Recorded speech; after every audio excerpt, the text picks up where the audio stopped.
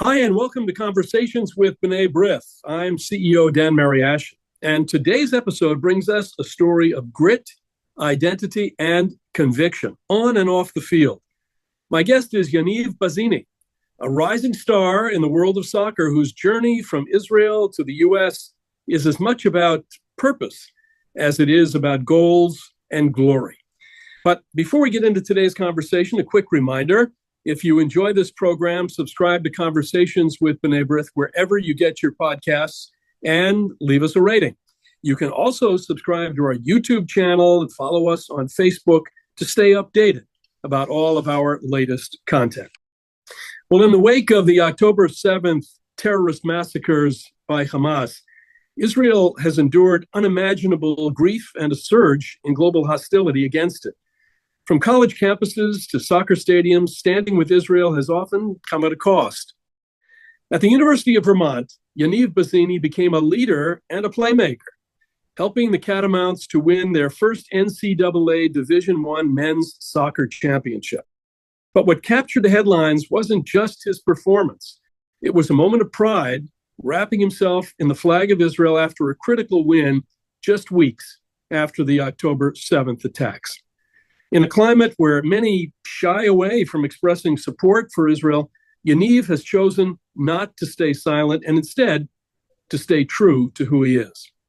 Now playing professionally for South Georgia Tormenta FC, he's proving that courage belongs everywhere, including on the pitch.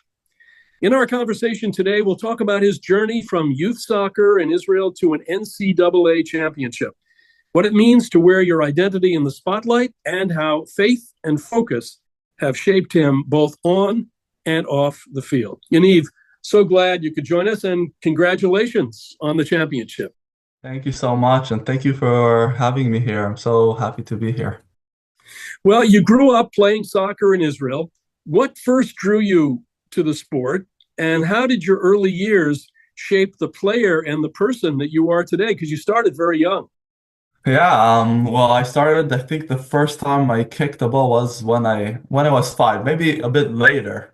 I was in kindergarten. All my friends went to play soccer, and they said, "Hey, you see this ball? Kick it." And that's how I fell in love. I ran home to my mother and say, "I want to join the city's team. I love the game from kicking once the ball." So it all started at the age of 5 with one kick. Exactly. So where exactly were you raised in Israel? I was raised in Ness Tziona, in Israel. It's center. People know, like 20 minutes from Tel Aviv, Rishon LeZion. Did you have a favorite soccer team? Because soccer is a big deal in Israel.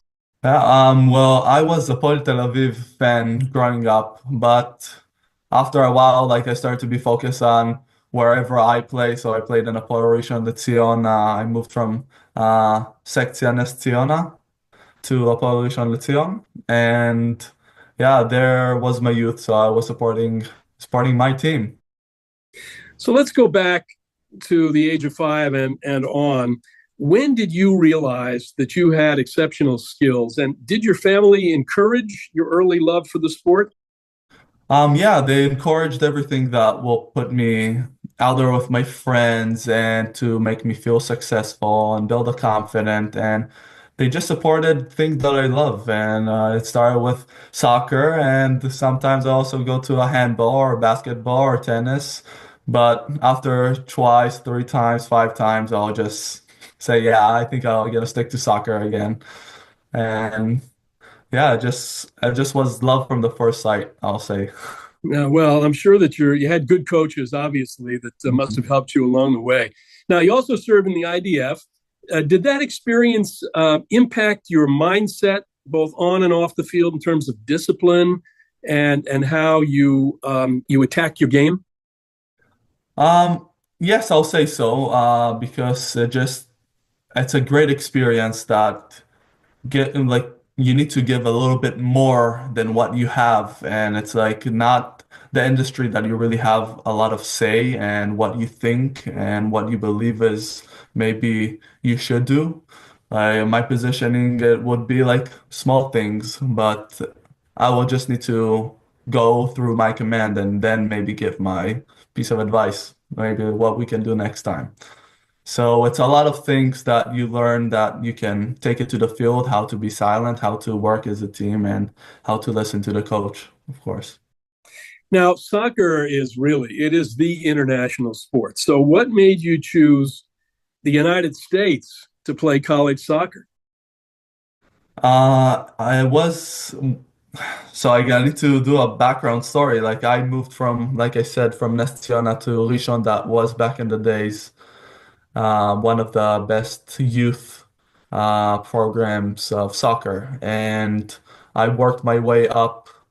Not so easily. I needed to really fight and get into my minutes in and to prove myself every day until I played there on the professional team and the first team. After not really having the best tier with the owner of my team up at Rishon, so I decided to go to another place and to also get my degree as a bonus and to have a great opportunity that it will be in my ability to chase my career and my dream through very good college experience, and they have like the best facilities, much more than what Israel can afford with money and with yeah, just the facilities that they offer there. So I could become actually my best athlete that I could have became. So this was my choice why to leave Israel and to go and explore it through colleges in the US. Well, you transferred from North Carolina State to the University of Vermont. What led to that decision, and how did the change affect your growth as both a player and as a teammate? Well, I loved North Carolina. It was a very good team and a very good place, nice weather. I just didn't really how the coach just the interaction with the coach it started that I started to drift away from soccer, from all the love that I had, and I knew I just need to have someone that more appreciate my game and appreciate what I can afford. And I, thank God, found another team and a wonderful coaching staff and wonderful people and wonderful players that been a great fit for me. And I just, with the coaching staff, like the coach said from the first day when he recruited me, and that's why I also chose, he said, our goal is to win a national championship. And I'm gonna always put you out of your comfort zone, no matter what situation you are. And this really built me and made me a stronger person and a stronger player, mentally and physically. So I'm glad that it happened. Well, you mentioned the weather. You couldn't have gone to a more a different place weather-wise in Vermont than from Israel, but clearly it didn't make a difference for you. Now, Vermont just had an incredible fairy tale season. You played a key role in the team's first NCAA Division I men's soccer title. What stands out to you most from that run to the title? What stand out? I think just the team. We had a brotherhood. We just had one goal. Like I said, everybody that came into this program been committed to win a national championship, and everybody been willing to do what is need to be done to make it happen. If it's the player that play every single minute on the field, or a player that doesn't even have any minutes on the field, how can they make us better, and how can they help the team if it's instruction or to support, or when we're down a goal to yell everybody together on the bench and support everybody that is on the team. And I think this what stand out from every single thing and how you win a championship. This would be the core values of how to win a championship. And we just did it in the best level that can be asked. Well, it was an amazing season, and anyone who follows college sports at the Division I level, whether it's soccer or football or basketball or hockey, just to take four. I mean, to get to move through the playoff process is by itself There's no guarantees. I mean, you really have to work hard at it. And I'll say now, in the interest of full disclosure, because I wanted to say this, I went to the University of New Hampshire. We talked about this before we went on the program. So the two states, of course, are neighboring states. They're also rivals in sports. But I must say, as I watched Vermont going all the way through, I checked the newspaper every day or the website, and for New England, let's say, it was an amazing accomplishment. I've watched some of those amazing videos.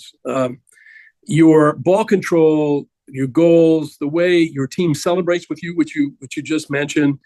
You've earned so many accolades along the way. Can you name a few of the kinds of recognition that you received that are the most satisfying, most gratifying to you?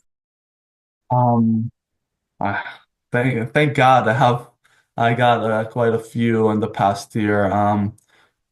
I'll say the national championship is, of course, the number one, for sure, because it's a whole team, and I really loved to be part of this team. And I really like I said, it's brotherhood. I was happy not only for myself, but also for each individual that been with me throughout the process. Like when we just won it, I straight just went to my family. I don't think even I was so much with the team because I wanted to celebrate with my loved ones and with the team and with the brother.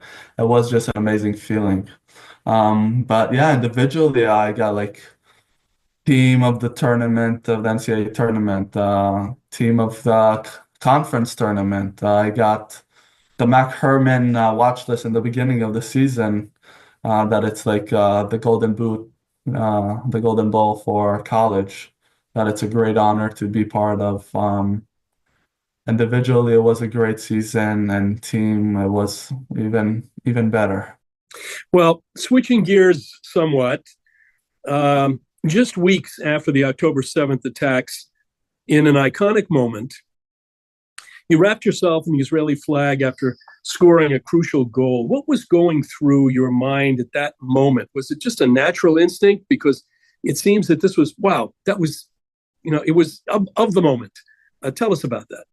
Yeah, well, after October 7th, the first instinct, especially Israeli, I wanted to go back. I wanted to go back and support and just be there. But after a day or two of thinking about it, I knew that maybe the best thing that I could be helping is to be the best ambassador. So I made it a mission since then until today to be the best ambassador, to be the best person I can be, to show everybody who we actually are, how the media, what they see in the media, it might be false, and how they can actually listen and to acknowledge our side of the story. So I wanted to be just the best ambassador that everybody can be. So I knew I have a stage in Vermont that people know me and people respect me, and I didn't want to hide my identity.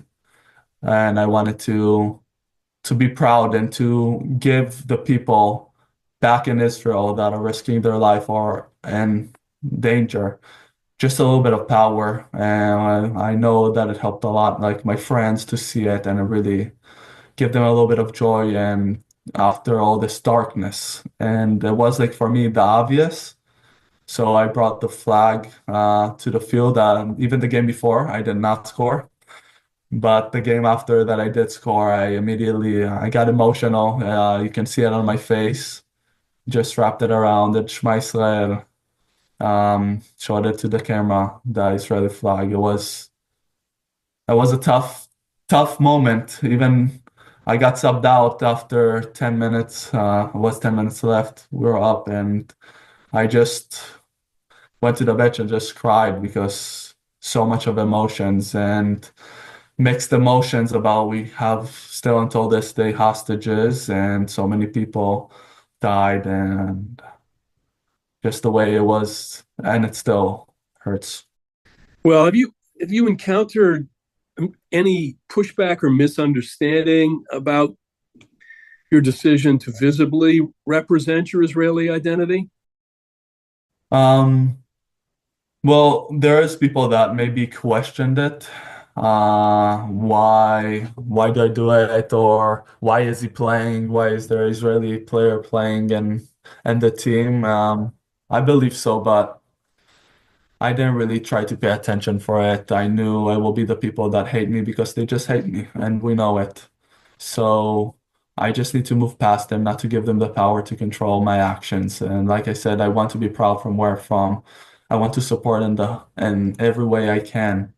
So why won't I just do the minimum and show a little bit of proudness and to give a little bit of power for people? Well, Yaniv, you did it not only for Israelis, you did it for all of us. And it was such an important moment at that time. We needed that kind of expression of identity. So you should know it wasn't, it really had it could be felt everywhere. Uh, you've said that you recite the Shema at halftime. How has your Jewish faith influenced your mindset during games and in your daily life? All the time, like I need to lean on God. I'm leaning on Him, and I have faith in everything that happens.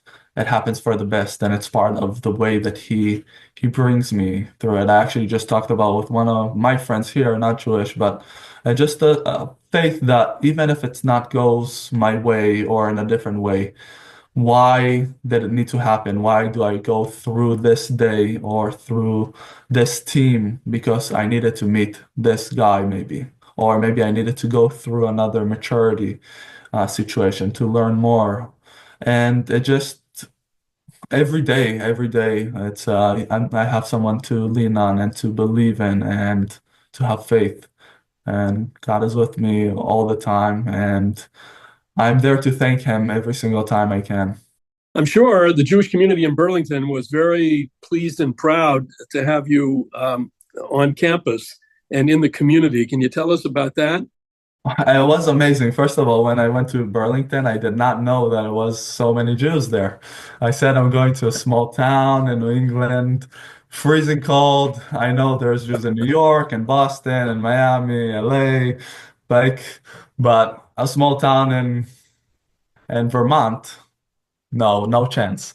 But it surprised me how big is the Jewish community, how supportive they are, like the community there in general, amazing, but also the Jewish community. And to be part of it, it's every game, sometimes to go to the shul, everybody is cheering you on. What a goal, what a moment. Yeah, go ahead, fly to San Diego and beat them. We all watch the game. And it's just amazing to see after the game, to go to the fans and to see another Jewish family that comes up and support. And some people even buy my shirt and show the support to my name, not only Vermont. So it was really something special that I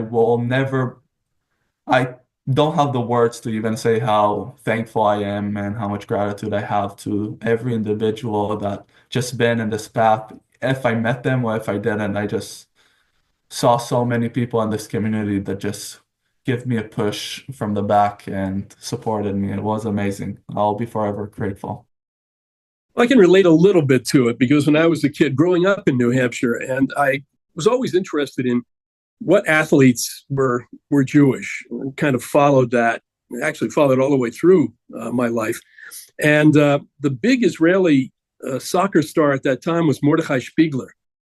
And I discovered that Spiegler was Israeli, Jewish. And so I tried to follow. It wasn't so easy in the pre-internet days to follow, his career. But I can relate to it when you talk about the Jewish community in Burlington and being so welcoming of you. But let's go back to soccer for a moment. Tell me about the transition to professional soccer. What's it been like now that you're with South Georgia Tormenta FC? Um, it's not as easy transition because, first of all, kind of different rules you have from a season that is going for 3.5 months to 10 months season.